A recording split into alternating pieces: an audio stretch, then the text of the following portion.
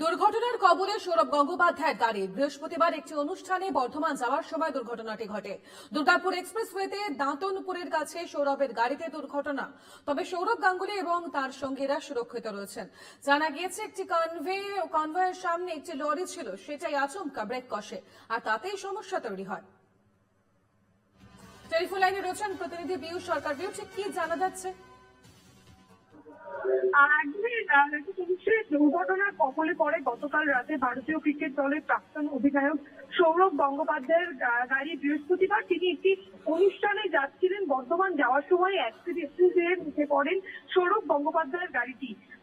বর্ধমানে যাওয়ার পথে দুর্গাপুর এক্সপ্রেস ওয়েতে দাতনপুর বলে একটি জায়গায় সৌরভের গাড়ি যে রেঞ্জ রোভার দুর্ঘটনার সম্মুখীন হয়।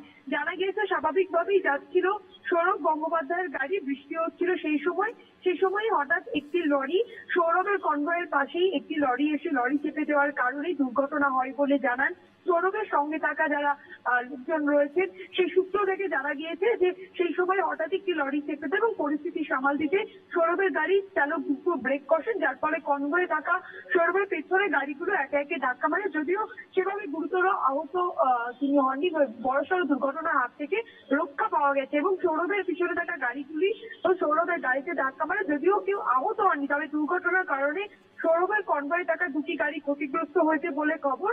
দুর্ঘটনার পর রাস্তায় সৌরভকে প্রায় 10 মিনিট অপেক্ষা করতে হয়। পরবর্তী সময়ে সৌরভ বর্ধমান ইউনিভার্সিটির একটি অনুষ্ঠানে যোগ দেয় বলেই জানা যাচ্ছে। ফলে বড়সড় দুর্ঘটনার হাত থেকে রক্ষা পান সৌরভ।